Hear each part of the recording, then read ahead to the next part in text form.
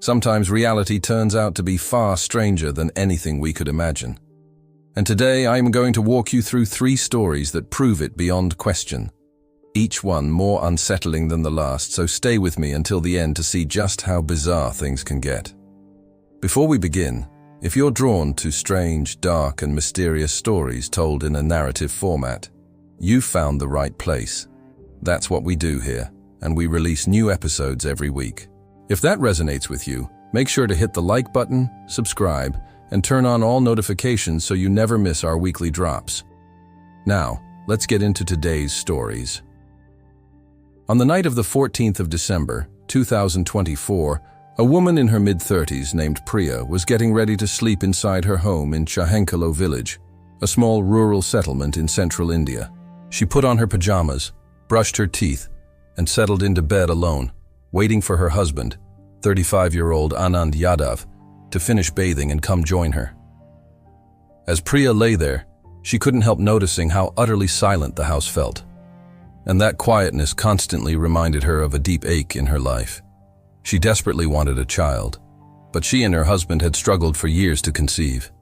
Now, with both of them in their mid-30s, it felt like the window of opportunity was closing. She longed for a family, yet wasn't sure if it would ever happen. But this wasn't some sudden realization. Priya had lived with this pain for a long time. So, like most nights, while waiting for her husband, she forced herself not to dwell on it, and instead focused on the good things, especially her strong relationship with Anand. They were genuinely happy together. She was trying to center her thoughts on that gratitude when the bathroom door opened and Anand stepped out, not dressed for bed, still wearing a bathrobe and acting strangely. Priya eyed him, confused about why he wasn't getting changed. Then she noticed his face. It was flushed bright red.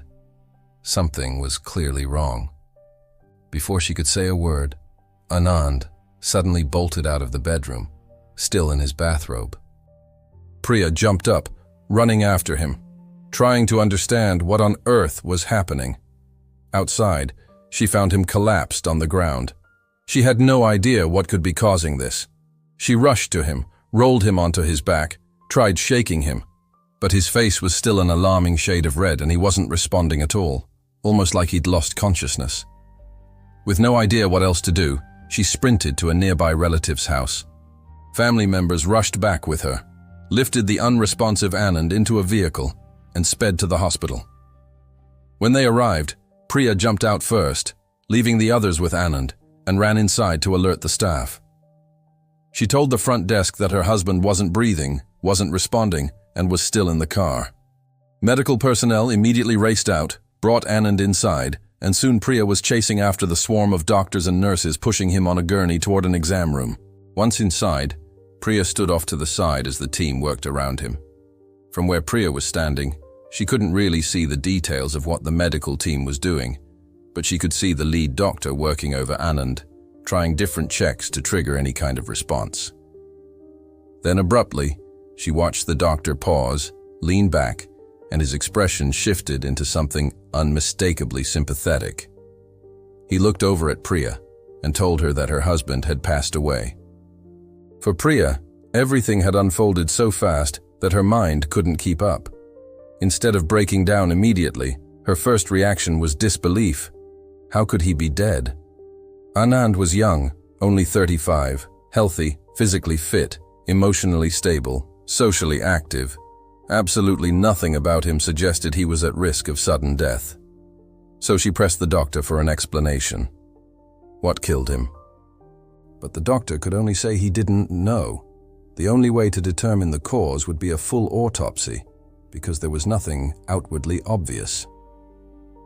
A few days later, the hospital pathologist stood in an exam room with Anand's body on the table. This was routine work for him. He had performed countless autopsies. He had no clear theory, but considered that maybe it was a sudden cardiac event. He made the first incision and examined the heart. But the heart was normal. No cardiac arrest, no heart attack, nothing linking the death to cardiac failure. Next, he moved to the lungs, another possible culprit.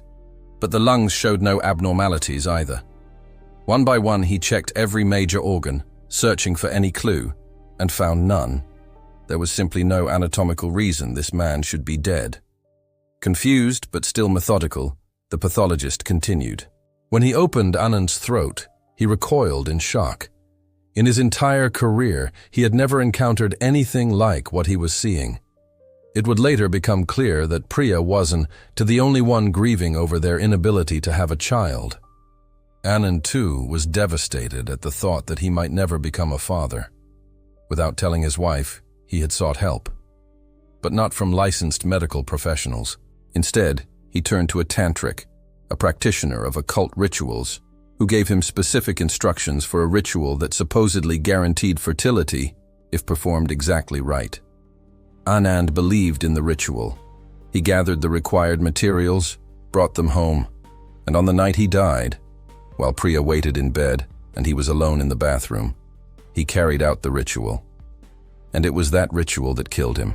Following the tantric's instructions, Anand had taken a live baby chick and attempted to swallow it whole.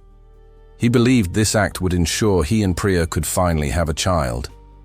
But the chick became lodged in his throat, blocking his airway, and within minutes his body could no longer function properly. The chick did not survive the incident either. One morning in late November 1979, a 64-year-old man named John Parrin was walking through a park near his home in East London, South Africa, a small coastal town. The park was a wooded stretch along the coastline, so even though he was surrounded by trees, he could clearly hear the waves crashing below. Being outdoors like this was unusual for John. He almost never left his house. He lived a highly isolated life. No friends, no close relatives nearby, and only occasional phone conversations with a distant cousin. But that morning, he felt a strange, persistent pull to go out and walk through the park. He couldn't explain it, but he didn't resist it either. So he followed the trail, listening to the ocean through the trees. Eventually, he rounded a bend and saw someone ahead. A young man he didn't recognize was pacing nervously, as though trying to gather the courage to do something difficult. That was John's first impression. The young man didn't seem dangerous, only deeply distressed, which made John's curiosity grow. If he truly believed his intuition brought him here, maybe this was why. As John stepped closer, he realized the young man's pacing led him right to the edge of a steep cliff overlooking the beach, a drop that would result in severe consequences for anyone who went over it. Suddenly, the situation became clear. The young man seemed to be contemplating stepping off the edge. The man was so absorbed in his thoughts, he barely noticed John. He kept walking toward the cliff, then backing away, repeating the cycle like he was struggling internally with a heavy decision. John stood there unsure how to intervene. There were also other people on the trail who had noticed what was happening. A small crowd had formed, keeping some distance so they wouldn't startle the young man near the cliff's edge. Everyone just stood quietly, watching, unsure how to help. John, frozen in place and unable to decide what to do, kept watching the young man pace back and forth. And then, suddenly, everything made sense to him. He felt certain that this was the reason he had been pulled out of his home that morning. He was meant to approach this young man. So John stepped away from the crowd and walked straight toward him. The young man continued pacing, barely noticing John until he felt an arm settle around his shoulders. John looked at him and calmly said, "Let me show you how it's done." Then John walked to the edge of the cliff and stepped off. The young man was stunned. He froze, watching John fall toward the beach below, the impact leaving John unable to move afterward. The sight was so shocking and disturbing that the young man completely abandoned his previous intentions. Whatever he had been considering, he no longer wanted to go through with it.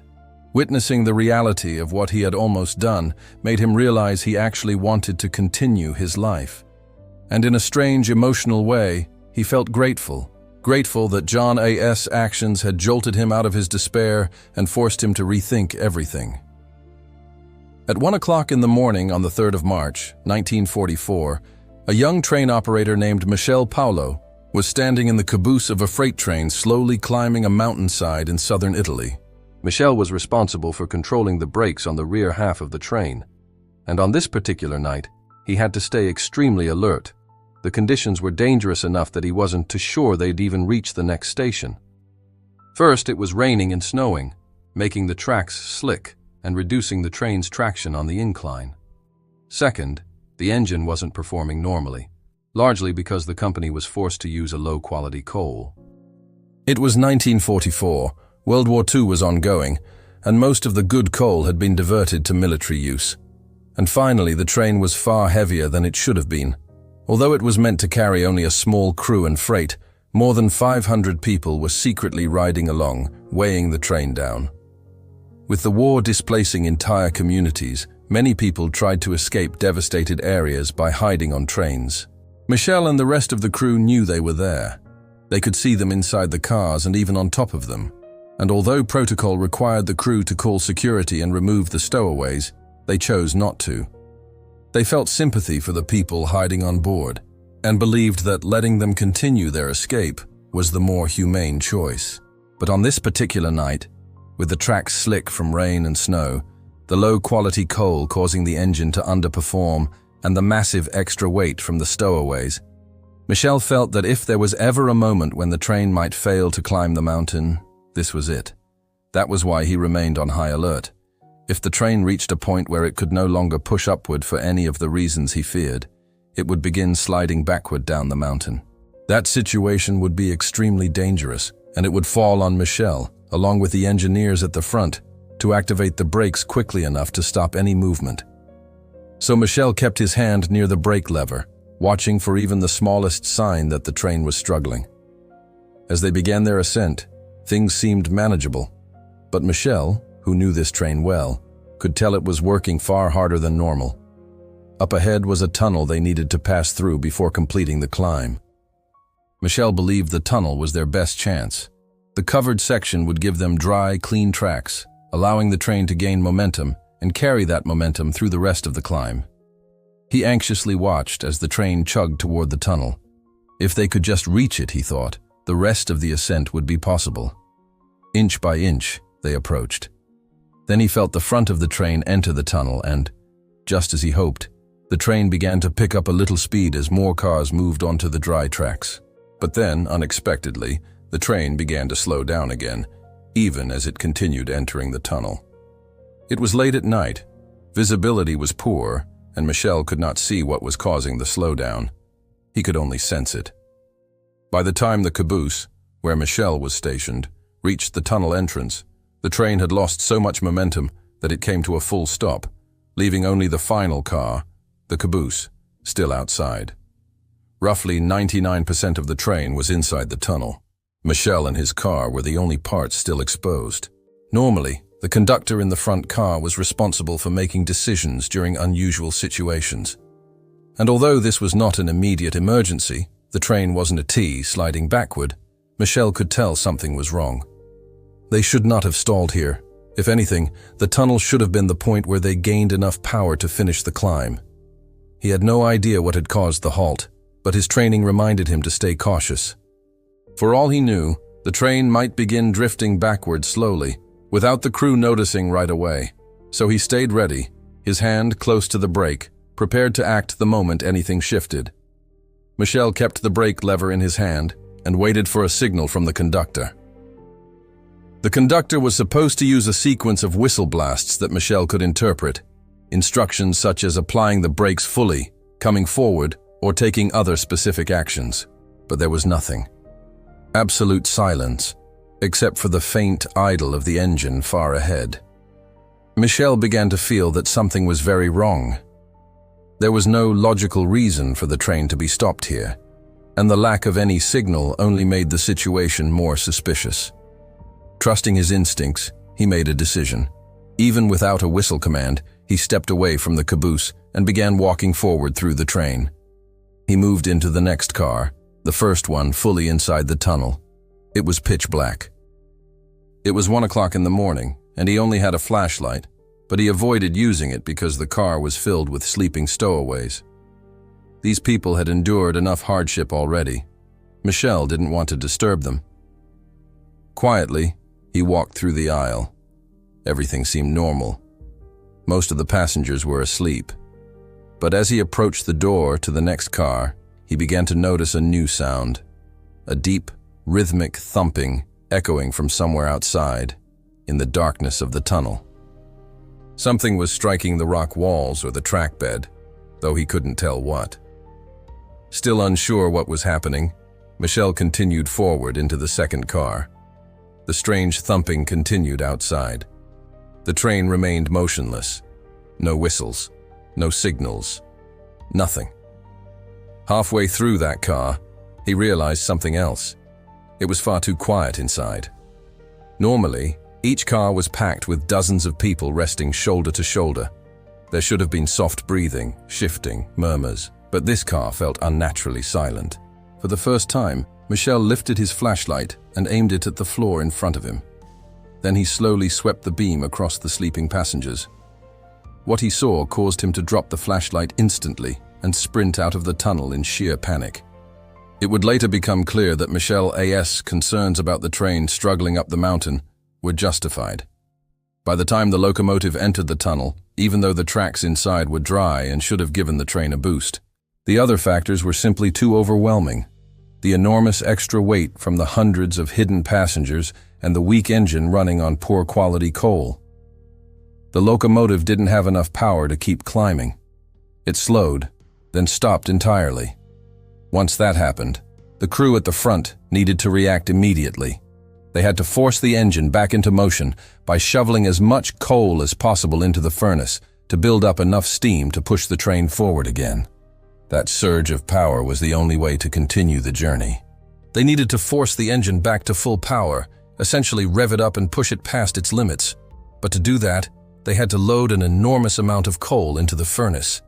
And because this particular coal was such poor quality, it burned inefficiently. Where a normal batch might require only a small amount to generate enough heat, this coal demanded several times more to achieve the same effect. But burning that much low-grade coal created a serious problem. It produced extremely high levels of carbon monoxide. And inside a closed tunnel, there was nowhere for that gas to escape. Michel's car, the caboose, was the only one still outside in the open air. Every other car was inside the tunnel, filling rapidly with toxic fumes. Within minutes, the atmosphere inside the train became unsafe for anyone breathing it. Those heavy thumping noises Michel had heard earlier were passengers losing consciousness and sliding off seats or collapsing against the sides of the cars. When he walked through the cars with his flashlight, the reason everything seemed unnaturally silent was finally clear. The people inside were no longer responsive. Out of the roughly 600 individuals on board, both stowaways and crew, only a small number made it out. The vast majority were overcome by the fumes before they ever realized what was happening. Thank you for watching. Share your thoughts about today's story in the comments. I always read them. And if you want more strange, dark, and mysterious stories, there are hundreds waiting for you to dive into. But if you want one guaranteed to pull you in, start with this one right here. Until next time, don't forget to subscribe and let me know what you think.